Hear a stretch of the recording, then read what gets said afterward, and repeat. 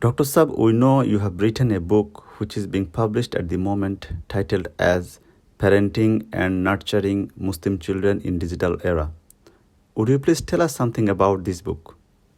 Main plan of that I would go to my country and help the Muslim Ummah by giving advices with regard to the heart conditions which Muslims have got a lot. They are poor back home. But the current situation back in my country is such that I was advised not to come.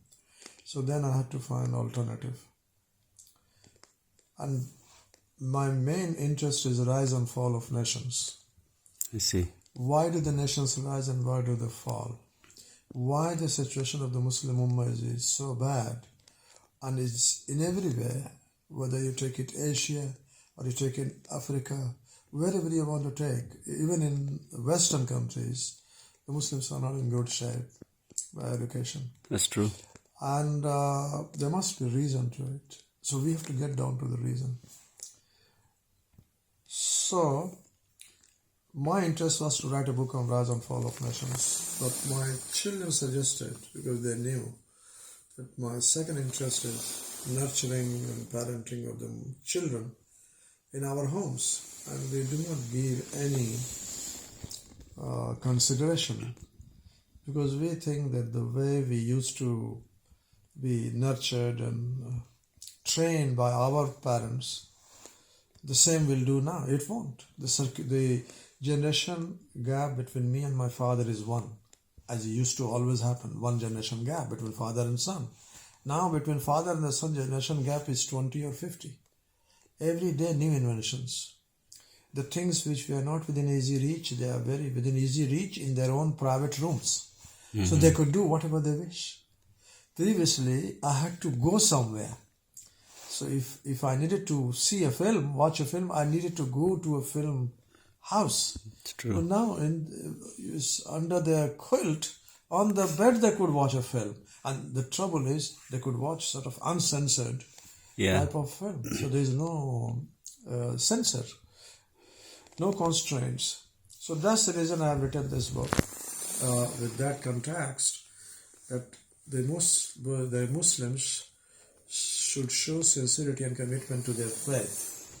Because what happens is, when their children grow up and they do not conform to the family values, now they start crying and weeping.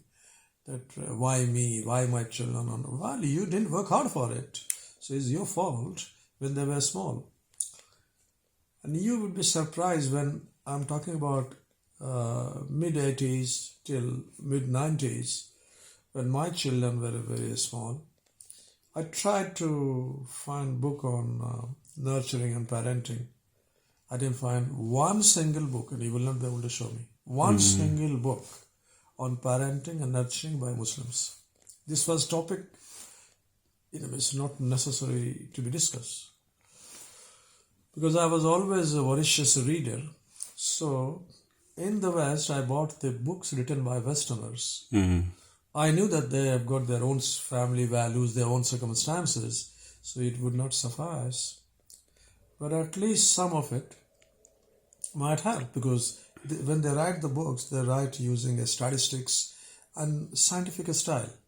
So that impresses me, so I thought, let me buy it.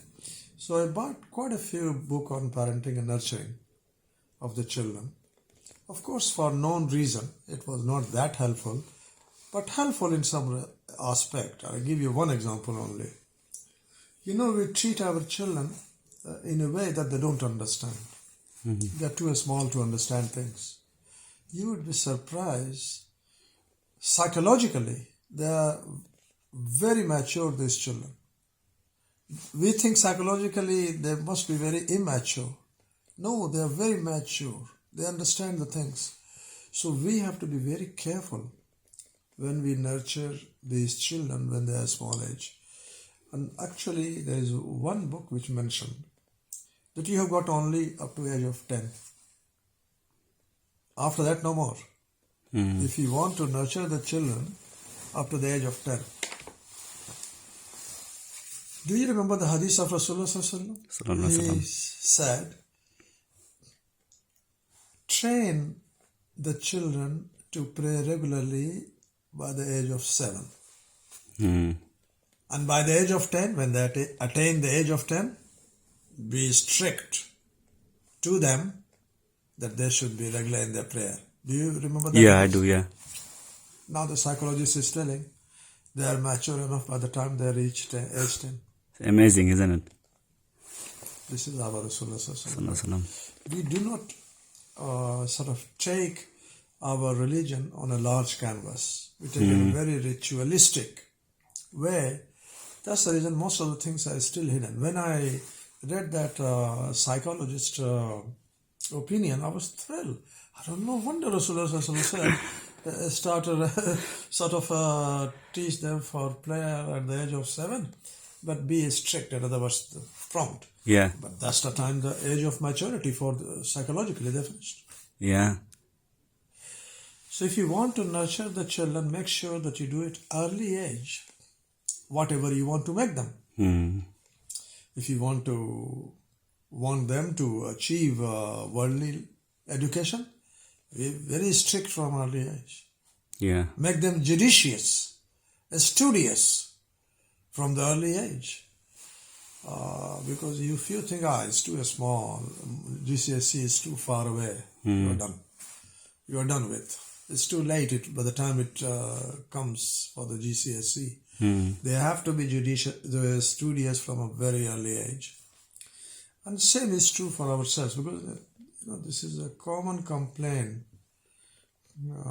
that we don't get time. We are doctors. This is nothing but rubbish. I'm a doctor too. So what does it mean?